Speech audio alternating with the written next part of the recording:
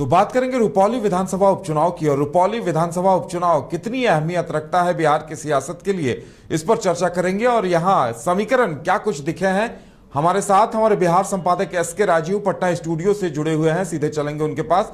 राजू जी, रुपौली विधानसभा उपचुनाव को अगर देखा जाए तो नतीजे चाहे जो भी हों, लेकिन बिहार की सियासत के लिए कितना अहम माना जाए रुपौली विधानसभा उपचुनाव को, और अब समीकरण क्या कुछ उभर कर सामने आ रहे हैं वहां से? नहीं, देखिए उदय जी, दरअसल में आज जो है वो रुपौली विधानसभा का उपचुनाव हुआ। सुबह 7 बजे से लेकर के शाम के 6 बजे तक वोटिंग हुई और जो वोटिंग परसेंटेज लास्ट आया है वो 58% के करीब जो है वो मतदान हुआ है। तो यानी कि मतदान का जो प्रतिशत है वो मिला जुला करके आप कह सकते हैं कि ठीक ठाक रहा है, सेटिस्फैक्टरी कहा जा सकता है।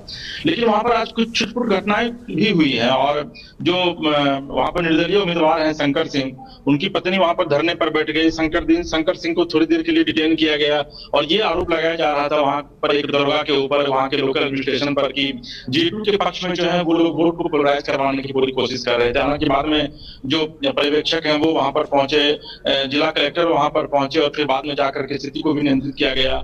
एक बीच में झड़प इतनी ज्यादा तेज हो गई कि पुलिस वालों और आम लोगों के बीच में झड़प हो गई, जिससे कि एक दरोगा का जो सर है वो सर भी दरोगा का फट गया था। लेकिन सबके बीच चुनाव जो है वो काफी शांतिपूर्ण रहा। और रही बात लड़ाई की, तो निश्चित तौर पर वहां पर ट्रायंगुलर फाइट जो है वो देखने को मिल रहा है। बीमा भारती बनाम कल्याण मंडल जो जेडीयू के उम्मीदवार है, बनाम शंकर सिंह जो कि निर्दलीय उम्मीदवार है, पहले लोजपा से वो नेता हुआ करते थे। और जो दूसरी जो महत्वपूर्ण बात है वह यह है कि पप्पू यादव की इस चुनाव में बड़ी भूमिका है। पप्पू यादव लगातार पिछले 3 दिनों से बीमा भारती के पक्ष में चुनाव प्रचार करते थे। और देखिए कि बड़ा दिलचस्प है उदय जी कि रुपौली एक ऐसा विधानसभा क्षेत्र है, जब लोकसभा का चुनाव हुआ था उस समय पप्पू यादव रुपौली विधानसभा में लगभग 15,000 वोट से जो है वो पीछे हो गए थे। तो पप्पू यादव को यह लगा कि ये एक बड़ी अपॉर्चुनिटी है उनके लिए, ताकि वो फिर से अपने जनाधार को रुपौली इलाके में जो है वो गेन कर सके।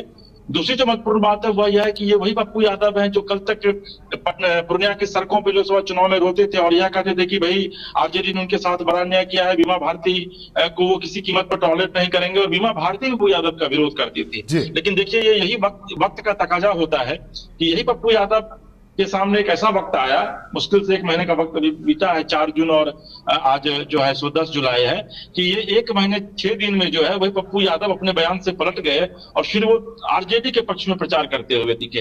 देखिए उसके पीछे की कई उनकी मंशा भी है। दरअसल में सीमांचल की सियासत को वो साधने की कोशिश कर रहे हैं, क्योंकि उनको पता है कि सीमांचल में जो सियासत होगी या फिर आने वाले दिनों में जो आरजेडी का जो मेन गढ़ है सीमांचल का इलाका, वहां पर अगर सीट का बंटवारा होगा तो उस बंटवारे में पप्पू यादव अगर ये सीट जिता देते बीमा भारती को, तो पप्पू यादव की भूमिका जो है वो काफी बढ़ जाएगी। तो लिहाजा इस चुनाव को काफी दिलचस्प बनाने में या फिर बीमा भारती को फाइट में लाने में पप्पू यादव की भूमिका से आप इनकार नहीं कर सकते हैं। लेकिन आज जनता ने किसको अपना वोट दिया, जनता का मिजाज आखिर क्या कहता है, जो आज ईवीएम बॉक्स में जो किसके नाम पर सबसे ज्यादा वोटिंग हुई है, ये सब 13 तारीख को पता चलेगा। लेकिन ये जरूर है कि अभी तक ये क्लियर नहीं हो पाया है कि क्या वाकई में वहां पर बीमा भारती बनाम कलाधर मंडल यानी कि आरजेडी बनाम जेडीयू की लड़ाई है, या फिर वहां पर जेडीयू बनाम जो इंडिपेंडेंट कैंडिडेट है शंकर सिंह हेलीकॉप्टर छाप से है, उनके बीच में लड़ाई है। और एक और दिलचस्प बात वाकया है उदय जी कि पप्पू यादव भी हेलीकॉप्टर छाप से वहां चुनाव लड़ रहे थे, इंडिपेंडेंट कैंडिडेट थे और चुनाव में वो बाजी मार गए। और शंकर सिंह जो इंडिपेंडेंट कैंडिडेट है उनका भी हेलीकॉप्टर छाप ही है। तो शंकर सिंह जब चुनाव प्रचार भी कर रहे थे तो यही बातें वो जनता के बीच में जाकर कह भी रहे थे कि आपने एक हेलीकॉप्टर को मौका दिया तो लोकसभा भेज दिया, अब एक बार फिर से दूसरे हेलीकॉप्टर को भी मौका दीजिए ताकि हम विधानसभा पहुंचे और आप लोगों के लिए काम करें।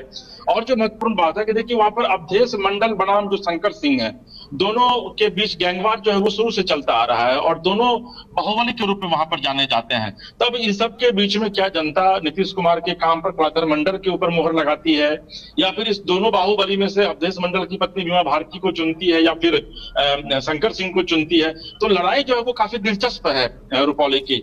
हालांकि चुनाव परिणाम 13 तारीख को जब आएगा उसके बाद ये पता चल पाएगा। यानी पप्पू यादव भी रुपौली विधानसभा के जरिए आरजेडी या लालू प्रसाद से अपने रिश्तों को डैमेज कंट्रोल कर रहे थे, तो नीतीश कुमार की प्रतिष्ठा भी दांव पर लगी हुई है, यहाँ सीधे सीधे ये कहा जा सकता है राजीव जी? नहीं, देखिए, पप्पू यादव डैमेज कंट्रोल करने की कोशिश में नहीं है वो, चूंकि उनको अभी ये पता है कि तेजस्वी यादव के विरोध के बावजूद, लालू यादव के विरोध के बावजूद पूर्णिया से वो चुनाव जीत गए और उसमें यादव की सबसे बड़ी भूमिका है। एमवाय समीकरण यानी कि मुस्लिम यादव का वोट जो है वो सबसे ज्यादा मायने रखता है। और देखिए, ऐसे भी उदय जी, चीज आपको समझना पड़ेगा और हम लोग को भी समझना पड़ेगा, और हम लोग समझते भी आए हैं, देखते भी आए हैं कि देखिए, पार्टी लाइन से ऊपर जाति के आधार पर बिहार में वोटिंग होती है, इतना तय है। आपको मैं उदाहरण देना चाहूंगा कि नित्यानंद राय उजियारपुर से वो सांसद बने हैं इस बार, और आपको जानकर ये हैरानी होगी कि उजियारपुर में यादवों की संख्या बहुत ज्यादा नहीं है, वहां पर कुर्मी की संख्या बहुत ज्यादा है। और वहां पर आलोक मेहता जो कि आरजेडी से उम्मीदवार थे, वो कुशवाहा जाति से हैं और नित्यानंद राय यादव जाति से हैं। लेकिन नित्यानंद राय को जब टिकट दिया गया बीजेपी की तरफ से, तो यादव जाति के लोगों ने आलोक मेहता को वोट नहीं दिया, उन लोगों ने वोट दिया नित्यानंद राय को, जब नित्यानंद राय बीजेपी से चुनाव लड़ रहे थे। तो ये कोई नई बात नहीं है। आप देख लीजिए, बक्सर में सुधाकर सिंह वहां से चुनाव लड़ रहे थे, तो राजपूत जाति के लोग थे, तो राजपूतों ने उनको वोट कर दिया। तो ये जाति आधारित जो वोटिंग होती है, इसके लिए बिहार उत्तर प्रदेश शुरू से मशहूर रहा है। और यही वजह है कि पप्पू यादव किसी डैमेज कंट्रोल करने की कोशिश नहीं है। उनको पता है कि सीमांचल के इलाके में उनको अगर खुद को फिर से रीएस्टैब्लिश करना है, तो ऐसी स्थिति में अगर आरजेडी को वो जिता देते हैं, तो तेजस्वी यादव, पप्पू यादव कांग्रेस के नाते, चूंकि कांग्रेस कभी भी वो नेता है, कांग्रेस उनको निकाला नहीं है, ऐसी स्थिति में कांग्रेस के नाते वो इस इलाके में सीट की बार्गेनिंग कर पाएंगे और ये बता पाएंगे अपने आला कमान को कि भाई देखिए, पप्पू यादव के बिना सीमांचल की राजनीति अधूरी मानी जाएगी। तो यही वजह है कि पप्पू यादव ने जो है वो बीमा भारती को सपोर्ट किया है इस चुनाव में। जी, चलिए, अब देखने वाली बात यह होगी कि नतीजे क्या कुछ आते हैं और बिहार की सियासत पर इसका क्या असर पड़ता है। राजीव जी, हमारे साथ जुड़ने के लिए और तमाम जानकारी देने के लिए आपका बहुत बहुत धन्यवाद।